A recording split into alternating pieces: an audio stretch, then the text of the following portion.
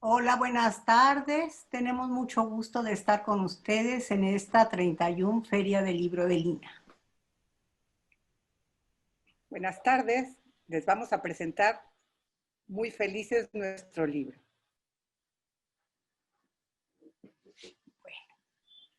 Entonces el libro, antes que nada, hay que agradecer el enorme trabajo que han desarrollado tantas personas para que podamos llegar a ustedes en estas circunstancias tan extrañas todavía para nosotros. Entonces, pero de alguna manera nos están incorporando a nuevas herramientas, a nuevas posibilidades, y es un enorme gusto poder presentar este libro que se inició este proyecto, La Osadía del libro, La Osadía se viste de mujer, empezó en el año 2015, cuando Fernanda y yo decidimos convocar a una reunión de diferentes estudiosas de diferentes instituciones para hacer un seminario que titulamos en esa época Mujeres Radicales. El objetivo era examinar la participación de las mujeres en el proceso de transformación social. Teníamos como perspectiva, esto se estaba ubicando en la proximidad del centenario, por un lado, de la Revolución Rusa y por otro lado, de nuestra Constitución de 1917, que en principio asentaba los logros de nuestra propia revolución. Ambas revoluciones simbraron las estructuras en que se estaban asentadas estas colectividades y entonces estaban presentando nuevas perspectivas, una serie de perspectivas de cambio. Entonces, ¿cuál fue la respuesta de las mujeres al cambio? ¿Cuáles fueron sus espacios de acción? ¿Cuáles fueron sus demandas? Estos fueron los elementos que nosotros presentamos a nuestras compañeras para que abordaran el tema. Hay que decir que no todos los que participamos en este proyecto, a diferencia de Fernanda, nosotros no habíamos estado manejando realmente proyectos de género. Para nosotros, yo estaba investigando a Alejandra Kollontai, que no se percibía como feminista, y otras de nuestras compañeras trabajaban también mujeres, pero no necesariamente desde el ángulo de género, como lo trabaja Fernanda y otras compañeras. ¿Cuál era la idea? El siglo XX, o sea, si nos referimos a una historia clásica del siglo, que ya es clásica sobre el siglo XX, la de Eric Hobsbawm, entonces él refiere como uno de sus signos distintivos precisamente la irrupción de las mujeres. La irrupción de las mujeres en ámbitos que hasta ese momento eran considerados exclusivamente masculinos. Entonces, claro, esto sucede primero por las necesidades propias del sistema, porque las mujeres empiezan a participar del trabajo asalariado y esto plantea una serie de problemas. Pero también sucede que son momentos en que se amplía la educación. Entonces las mujeres, el campo de trabajo y el campo de pensamiento de las mujeres se amplía. Se extienden los trabajos, se extiende... O sea, los espacios en los que se mueven las mujeres se amplían. Dice Philip Bloom en un trabajo muy bonito que se llama Años de Vértigo, que en el siglo XX el cambio más profundo fue el que registró la relación entre hombres y mujeres. Pero no se trata de un proceso lento y que comprende a un sector numéricamente reducido todavía. En los ensayos que vamos a analizar uno por uno, que son los que conforman el libro, podemos apreciar dos esferas de acción. Una vinculada a la búsqueda personal, que va a ser el caso de alguna de estas mujeres. Una búsqueda, no tanto una búsqueda para la liberación, para la emancipación de todas las mujeres, sino una búsqueda personal. Entonces, son mujeres valientes, mujeres inconformes, que no estaban conformes con el lugar que se les asignaba y que hicieron escuchar su voz a través de la palabra escrita, a través del arte. Son mujeres que rompieron los cánones de la conducta moral imperante. La otra esfera tiene que ver con la acción directamente política, con el compromiso político, con el compromiso social, con el compromiso de género. Y también sus representantes transgredieron la norma moral y su acción tendió a establecer movimientos que incorporaran a muchas más mujeres, proclamando entonces demandas específicas. Este es el panorama general del libro. No sé si quieras agregar algo, Fernanda. No, pues ahorita lo vamos a desgranar para nuestros escuchas. ¿No? Porque Gracias, Rina. Entonces empiezo yo a contarles que yo soy la encargada de abrir el libro, qué difícil tarea, y mi capítulo lo intitulé Los márgenes del pudor, moral sexual en tiempos de la mujer moderna. Ahí, en este capítulo, esbozo las ideas de estas osadas antepasadas que desde comienzos del siglo XX debaten y se posicionan frente a lo que ya se llamaba la cuestión femenina. Y como intentaremos mostrarles en el artículo, fue indisoluble, iba pegada con la cuestión sexual. Lo que pasa es que desde entonces estas osadas ideas se han enfrentado a las tendencias tradicionalistas y misóginas que se han opuesto desde entonces, y podríamos decir que hasta hoy, ¿verdad?, a las avanzadas propuestas de liberación y de autonomía femenina. Yo intento tejer los lazos que unen las ideas de nuestras mujeres modernas con las de las grandes precursoras socialistas en quienes se inspiraron para lograr nuestra emancipación, como decían ellas.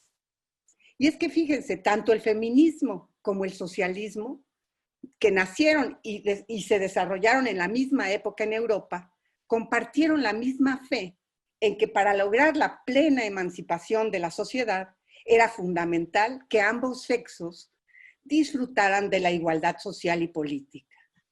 Por eso, esos dos movimientos estaban condenados a luchar juntos.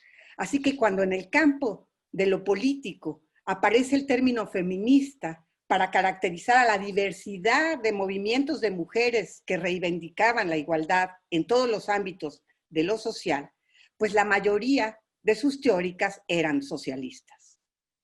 En México, desde los primeros congresos feministas de 1916, se asocian ya ambos conceptos, feminismo y socialismo, como bien lo apuntó Hermila Galindo, la secretaria particular de Madero y gran estudiosa de todas las teorías de vanguardia que desde el siglo XIX ya postulaban las socialistas como Clara Zetkin, como Rosa Luxemburgo o como Alejandra Kollontai, de quien les hablará ampliamente mi querida colega Rina. Galindo causa un escándalo tremendo en esos congresos que se llevaron a cabo en Yucatán, cuando argumentaba el derecho de las mujeres, fíjense, algo que les pareció tan escandaloso que muchas hasta se levantaron y se fueron, como que las mujeres tenían derecho a ejercer su propia sexualidad y a gozarla.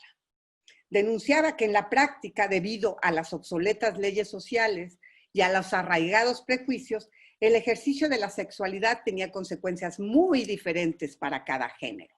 Las mujeres pagaban un altísimo precio cuando no seguían las normas establecidas.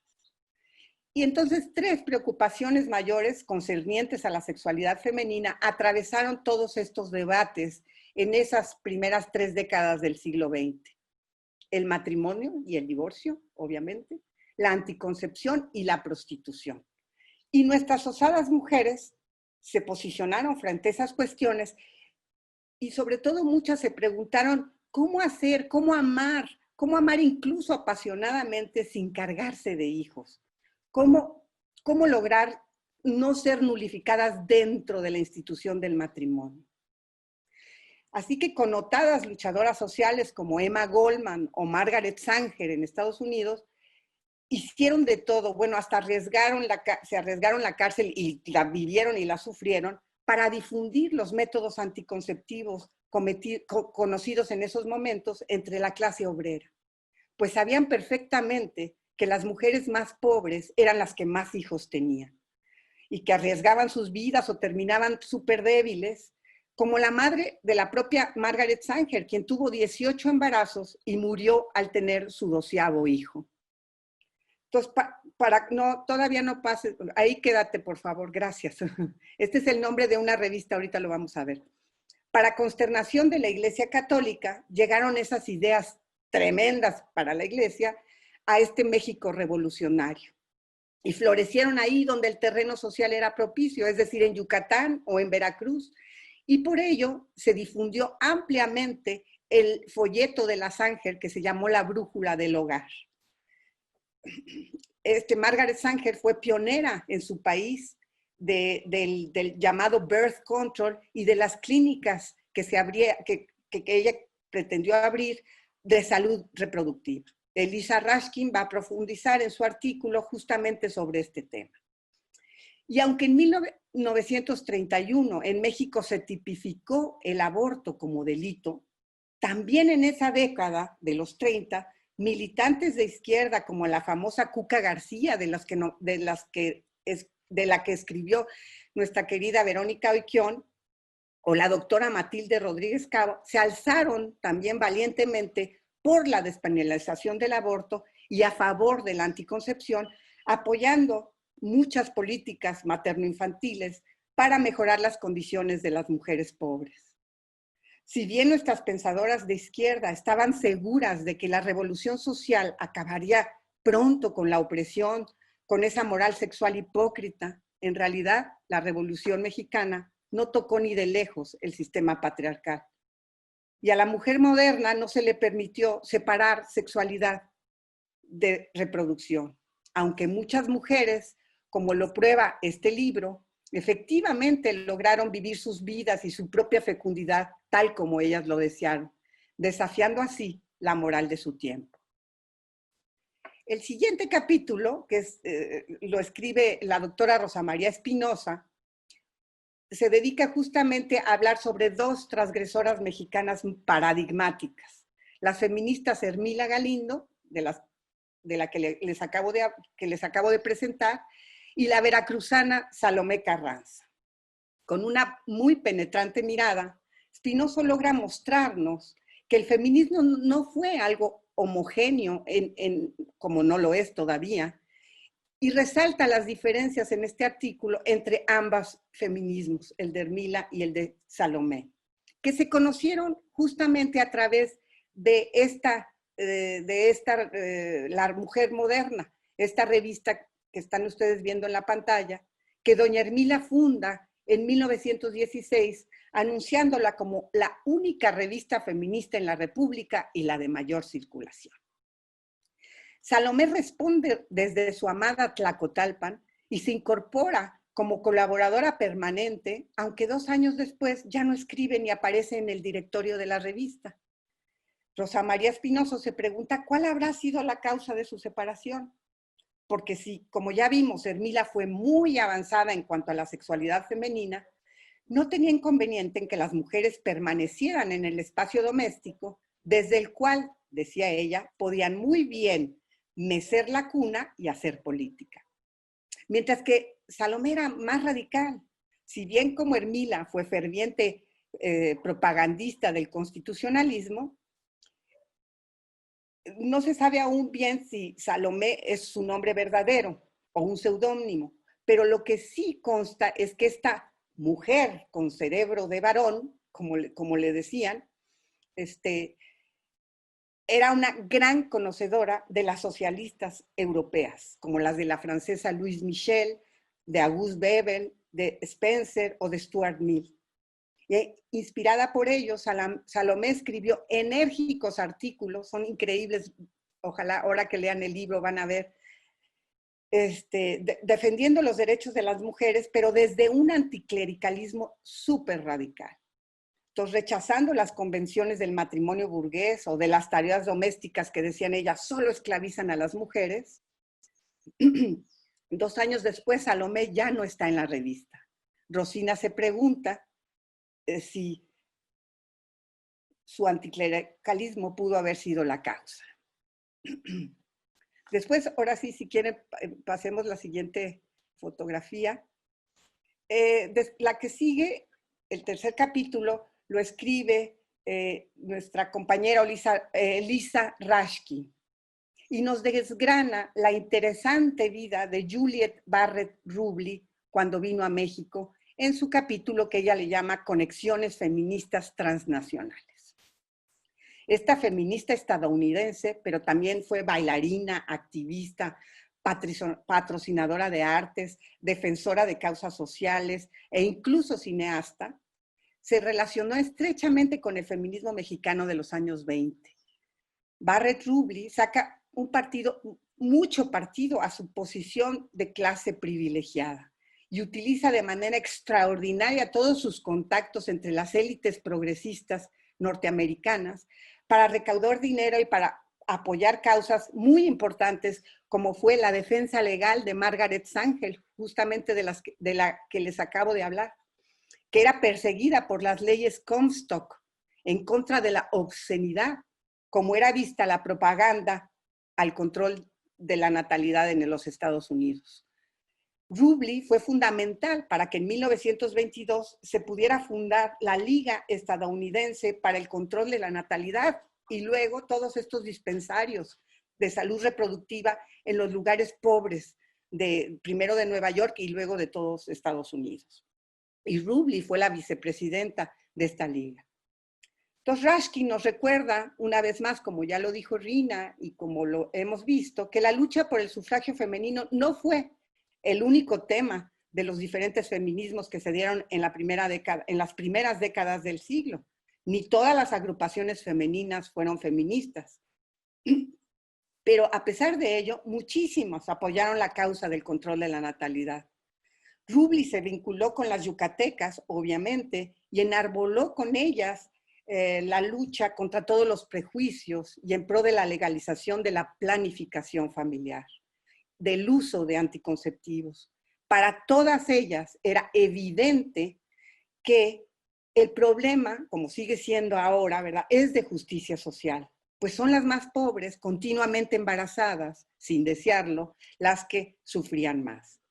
Elisa nos proporciona una interesante reseña de los debates que se dieron en los 2 grandes congresos panamericanos que se organizaron en los años 20, uno en Baltimore y otro en la Ciudad de México, y que conectaron a las feministas entre sí y con las organizaciones estadounidenses dedicadas a la paz entre las naciones, porque fueron en 22 y en 23.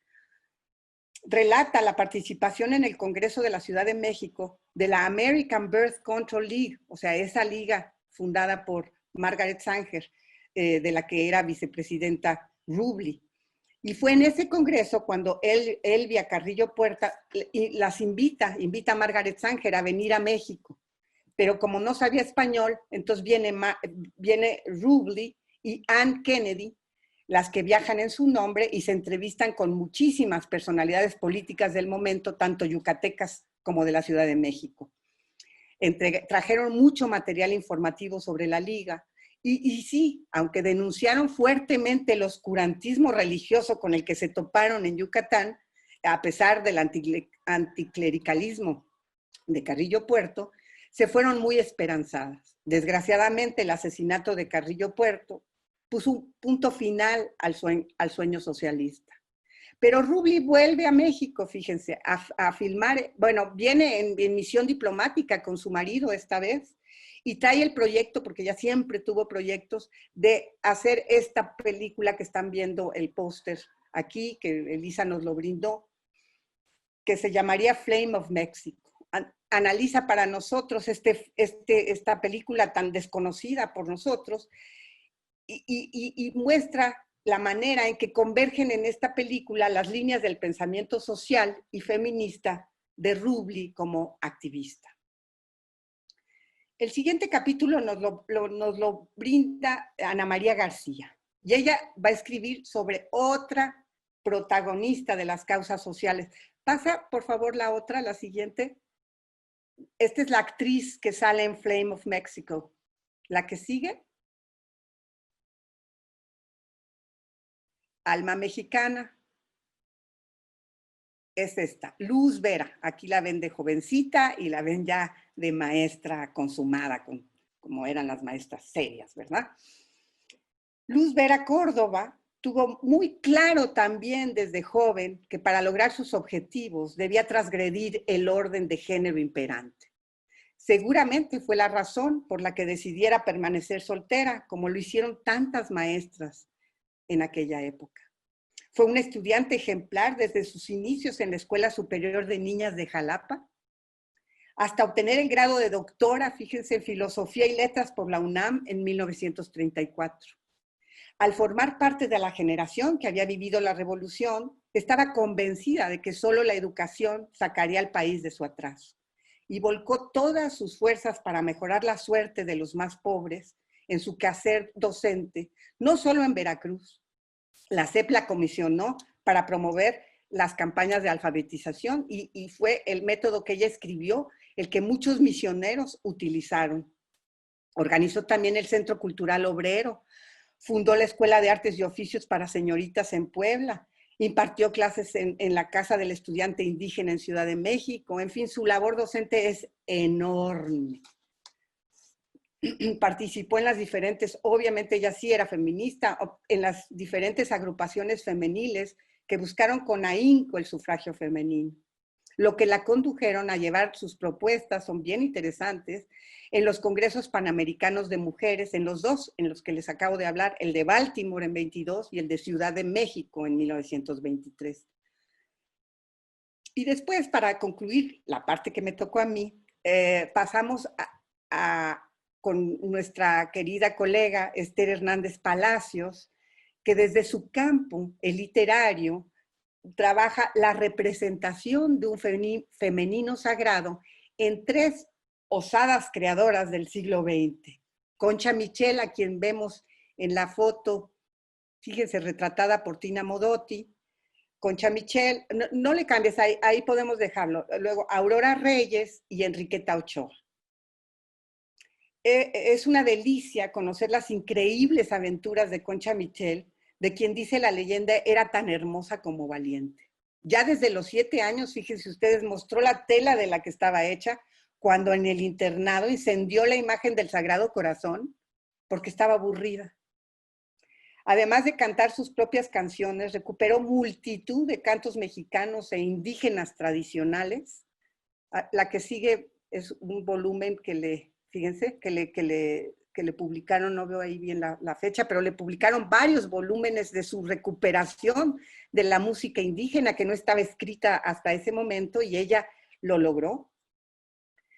Bueno, además de cantar sus propias canciones, llegó hasta Rusia, fíjense, para conocer los avances de la revolución social, así como volver a ver a Kollontai, a quien había conocido en México cuando vino, y que Rina nos va a hablar de eso, a la Krupskaya y a la Setkin, o sea, las feministas duras, y cantó allá su amplio acervo de canciones mexicanas en las sedes obreras. Viajó por 17 países de Europa cantando con su hijito chiquito, cantando con ella. En México lideró un movimiento de campesinos enorme en Michoacán. Bueno, con decirles que la expulsan del Partido Comunista por desobediente, aunque fue esposa de Laborde, fue su tercer esposo, creo, algo así. Pero ya no les quiero contar más para que ustedes descubran a esta mujer de acción que rompió moldes y que luchó contra las injusticias sociales y de género, utilizando la canción y el poema como herramientas de expresión y de esperanza. Pero igual de interesantes fue la vida de su gran amiga, poeta y artista plástica, Aurora Reyes. Creo que aquí también, Aurora Reyes, exactamente, de quien se decía que era la sobrina incómoda de don Alfonso. Reyes, porque también ella rompió con el ideal de la mujer de esa época. Y no se queda atrás la vida de su tercera biografiada, la de la singular poetisa Enriqueta Ochoa.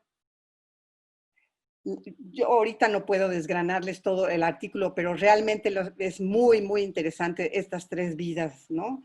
Las tres comparten no solo la calidad indiscutible de su producción artística, sino una obsesión por construir un femenino sagrado que dio solidez, a cada una a su manera, a sus respectivas voces, pero al mismo tiempo eso las colocó en pie de igualdad con las representaciones que construyeron sus pares varones en el mismo tiempo.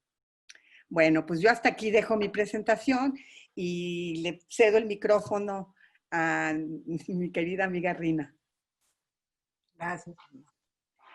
Bueno, ya Fernanda nos ha referido las historias, aunque sea brevemente, de las mujeres que tanto a través de la pluma u otras formas de expresión artística, el cine, la pintura, nos dejaron constancia de sus búsquedas personales, de sus inquietudes.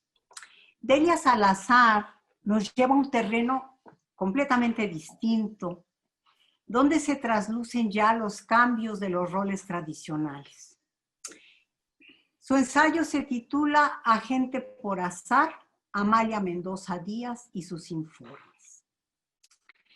En este ensayo nos entrega un personaje singular que interviene en un espacio habitualmente masculino, el agente de investigación política encargado de vigilar las actividades subversivas o sediciosas. Se pueden ustedes figurar a este personaje. Esta es la única foto que tenemos que está tomada de su expediente. Afortunadamente la conocemos. Vemos su corte de pelo justamente de mujer moderna, ¿no? Chica moderna. Completamente moderna. Entonces,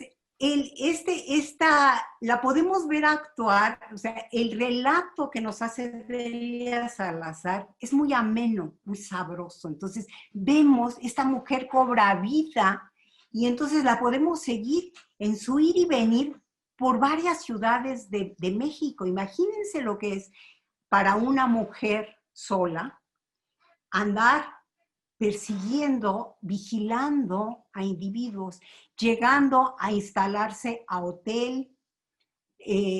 Son muy curiosas, todos sus informes son muy interesantes. Entonces, con muy breves pinceladas nos presentan las características de esta mujer nueva. O sea, es una mujer radicalmente diferente de lo que constituye una mujer común y corriente. Ella es independiente, segura, informada, observadora, sagaz y participa en la vida política. Justamente eso es la que la hace vincularse para ella misma, zafarse de alguna manera de las acusaciones que se le hacen. Ella colabora con la policía. ¿Quién sabe que nos recuerda? Entonces, resulta ilustrativo además, o sea, es una mujer interesante porque ella se vale de las características de lo que se considera características femeninas para sus trabajos. Entonces ella se muestra seductora cuando necesita ciertos favores, ¿verdad? Pero, por ejemplo, llega incluso a tener a valerse de su propia hija para poder espiar a las monjas. Es la época del conflicto religioso. ¿Cómo puede ella realmente saber dónde se están llevando a cabo misas? ¿Cómo puede demostrar que prosigue la educación religiosa? Y entonces ella se vale de estas características femeninas y cumple con su misión. Entonces nos encontramos con una mujer que no es que esté buscando reivindicar a su género, para nada. Pero es indudable que está ejerciendo todo lo que ya se ha conquistado para la mujer y evidentemente no permitirá que se lo arrebate. Entonces, es una historia diferente, pero yo creo que es una invitación para todos nosotros para seguir hurgando en los archivos e irnos topando con otras mujeres, para ir tejiendo este mosaico, para tener todas las piezas de este rompecabezas que nos está presentando el siglo XX. Bueno, en contraste con lo que nos presenta Amalia Mendoza, en su ensayo Frente a la cámara, fotografía y propaganda en el trabajo de Tina Modotti, Rosa Casanova aborda la labor que realizó esta artista en las páginas del Machete. Si quieres puedes poner la anterior, por favor. Mira, ¿cuál es el propósito del trabajo de Rosa Casanova? Por un lado, vincular el trabajo político o el trabajo de compromiso que tiene Tina Modotti a través del Machete, y otro, presentarnos su mirada sobre otras mujeres. En ese sentido, esta fotografía es preciosa, es muy, muy emblemática, porque nos está retratando la concepción de la mujer tradicional, una mujer que está amamantando a su hijo, una mujer indígena. Entonces, se percibe perfectamente su rebozo, o sea, es una mirada fina, una mirada de artista. Entonces, ahora sí la siguiente. Lo que hizo Rosa, ahora sí fue revisar uno por uno todos los números del Machete, buscando las fotografías de ti. Entonces, esta mujer sin país, como la denominó Antonio Savory, hizo de la fotografía un instrumento de propaganda social, como lo hicieron desde la pintura o el grabado otros artistas también de militancia comunista. Este trabajo minucioso que hace Rosa Casanova le permiten identificar una serie de fotografías que no habían sido registradas como de autoría de Tina Modotti, ¿no? Esto por un lado. Incluso, o sea, estas fotografías habían sido percibidas, pasadas por alto, incluso por los estudiosos. Pero, y también como trató de vincular esto con los aspectos de género, entonces hace una revisión de todos los artículos que se refieren a los asuntos de la mujer. Y entonces trataba de establecer una relación entre el trabajo artístico y este otro trabajo político. Entonces, nos dice Rosa que no puedes establecer una relación concluyente, porque en el trabajo, en el Machete, los artículos no están planteando demandas específicas de género, porque lo más importante en esta época era, se consideraba, el movimiento comunista en general consideraba que lo más importante era llevar al triunfo del proletariado y de manera inmediata pues se quedarían solucionados los problemas de género. Esta es una idea común a todos los partidos comunistas. Entonces, vemos que son escasas las relaciones que pueden establecerse, pero señala Rosa que encuentra también en las páginas del Machete a figuras como Concha Michel, ahí también se publican. ¿Me podrías pasar la que sigue?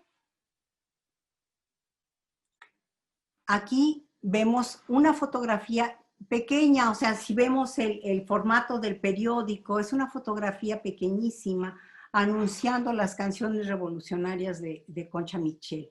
Pero aquí logra Tina Modotti, ven ustedes, una composición especial para ella. Entonces, está vinculando el arte con su compromiso, ¿no? Entonces, también allí participa, bueno, además de Concha Michel, están Graciela Amador y la propia Modotti. Rosa propone que estas mujeres se vinculan a el Machete a través de la vida de sus compañeros.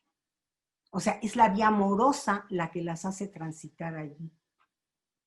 Entonces,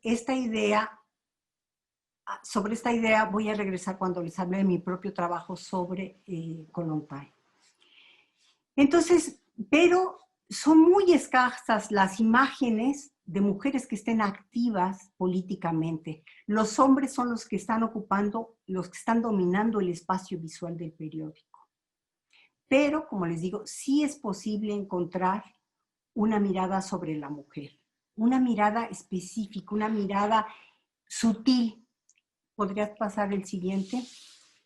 Esta que es una imagen ya emblemática, una imagen tradicional. Esta mujer que con paso pausado está prácticamente envuelta en la bandera roja, ¿no?, del Partido Comunista. Entonces, pero es emblemática también por lo que denuncia. O sea, si miran a la mujer dice mucho de sí misma en su propia actitud, ¿no? Es una mujer que no va cargando también con este nuevo peso, ¿no? La que sigue, por favor. Otro aspecto en el que encuentra Rosa una mirada específica es en una serie de denuncias. Desafortunadamente la calidad de las fotografías no me permitieron incluirlas en esta pequeña selección, porque existen otras varias fotos de denuncia de Tina. Entonces aquí esta ya es su mirada de artista sobre las mujeres, sobre las que está recayendo un peso especial. Entonces, este es otro de los temas que aborda Rosa en su trabajo, que tienen ustedes allí para la lectura.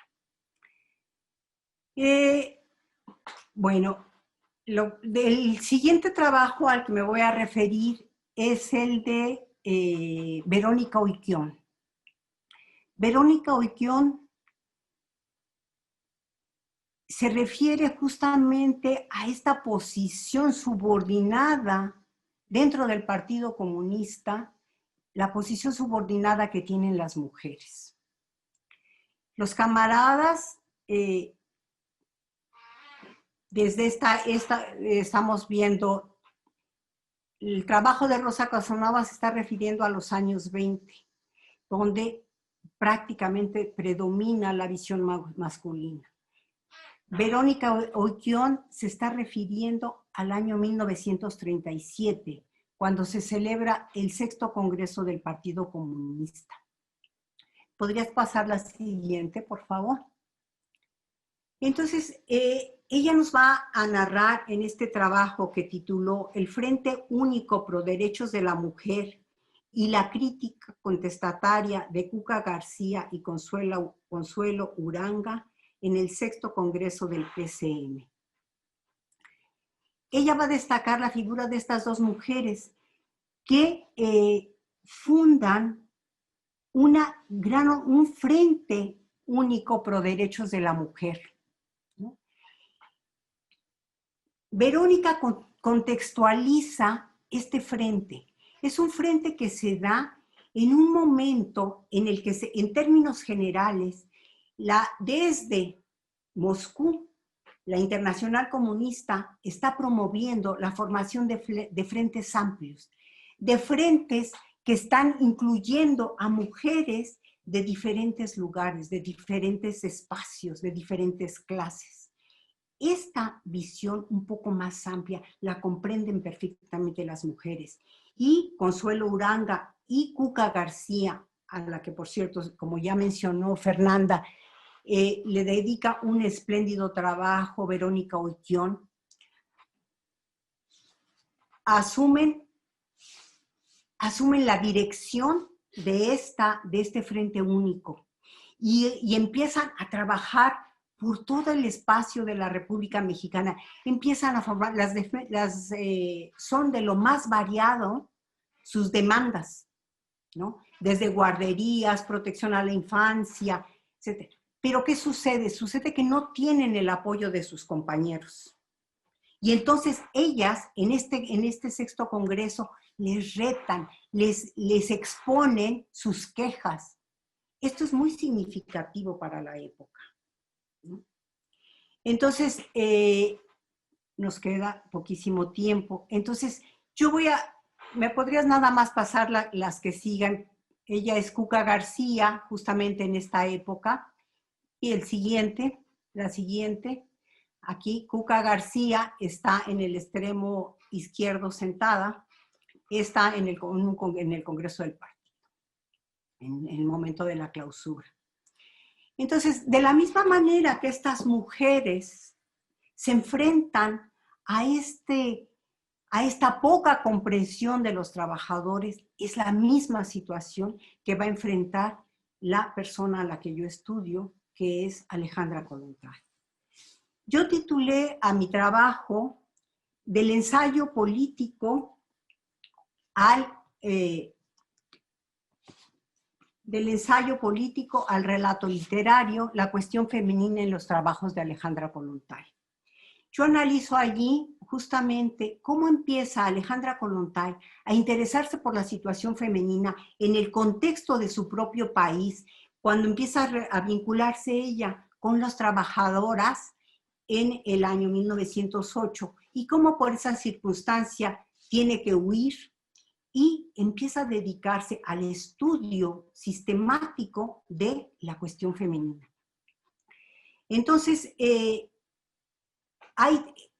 desde mi punto de vista, yo puedo ver tres etapas. Por un lado, esta primera etapa de estudio, donde ella analiza cuáles son las características de la mujer, cuáles son las características del momento en que está viviendo, principios de siglo, y cómo ella está vinculada efectivamente al movimiento socialista. Ella tiene una gran experiencia a través de la socialdemocracia alemana, con las que trabaja codo a codo, participa en todos los congresos socialistas, en los congresos de mujeres, y ella empieza a analizar directamente la cuestión femenina. Dedica una serie de trabajos a este problema de las mujeres. ¿Cuál es el papel de la mujer? ¿Qué se espera de ella? ¿Cómo puede actuar? Entonces, estos son, y ella va llegando poco a poco a vincular el problema de la cuestión femenina en general. O sea, es insuficiente plantear la necesidad de obtener el voto o obtener la educación para todos. Ella plantea que lo que se necesita es obtener la misma una independencia sexual. O sea, mientras la mujer siga siendo juzgada desde ese punto de vista, no va a haber posibilidades de cambio. Entonces, hace ella una serie de trabajos muy importantes. Cabe mencionar que desafortunadamente estos trabajos no han sido traducidos en su totalidad. Conocemos apenas unos fragmentos de este trabajo. Cabe también destacar que ella, aunque no se reconoce nunca como feminista, al final de su vida, cuando le preguntan qué es lo que ella considera su mayor aportación, dice que su mayor aportación ha sido su lucha en favor de la emancipación femenina, que es justamente el aspecto que en la URSS en esa época era el menos destacado. Se subrayaba su papel como revolucionaria, su papel como diplomática, pero no su trabajo en favor de las mujeres. Esto está siendo apenas rescatado justamente porque está en Rusia, está resurgiendo una nueva mirada sobre las mujeres, ¿no? Entonces, después de este estudio sobre las mujeres, ella empieza a avanzar sobre cuáles son las necesidades o cómo tendría que solucionarse esto. Y ella enlaza su trabajo con el de la situación de la mujer y empieza a plantear demandas muy concretas. en un trabajo sobre la maternidad. ¿Cuál es el problema básico? Si una mujer se integra al trabajo, ¿cuál es el problema que presenta? ¿Cómo va a solucionar el problema, el problema general que tienen las mujeres en esa época, bueno, y que sigue siendo actual? ¿Quién alimenta? O sea, ¿cómo nos libramos de esta doble carga? Entonces ella empieza a exigir, por un lado, guarderías, una participación mayor del gobierno, o sea, que el Estado se haga cargo de esto, que haya comedores públicos, que haya lavanderías, que a la mujer se le descargue de todo esto. Ella, cuando todo este trabajo lo está desarrollando en el exilio. Después ella vuelve a Rusia en el momento en que se produce la primera revolución en febrero de 1917 y regresa a Rusia y se involucra ya directamente con la revolución. Ella es la única mujer en el primer gobierno de Lenin y se le encarga justamente nuevamente de lo que era la beneficencia social, pero a partir de dónde podría desplegar realmente un trabajo amplio. Desafortunadamente no cuenta con el apoyo de sus compañeros. Esto es un problema que se le va a presentar siempre. Y entonces ella se desilusiona muchísimo de que ella ha trabajado mucho por organizar a las mujeres y no logra finalmente sus fines. Entonces, tiene además una desilusión personal que le reafirma en una idea con la que quiero cerrar. La liberación femenina no se va a lograr jamás si la mujer no cambia su manera de pensar. A eso están abocados su trabajo literario, a demostrar que la mujer tiene que superar las ataduras que ella misma se impone por poner en primer término la relación amorosa. Es el trabajo, la realización personal, la que la mujer tiene que poner en primera instancia. Y porque para los hombres el amor no constituye la fuerza principal, el empuje. Sus novelas, que tampoco han sido analizadas a profundidad porque son consideradas desde el punto de vista literario menores, contienen un embrión al que debemos volver para recuperar en su totalidad su pensamiento. Y bueno, creo que hemos agotado este espacio, pero esperamos que tener ocasión de volver a hablar sobre esto. Instituto Nacional de Antropología e Historia. Secretaría de Cultura. Gobierno de México.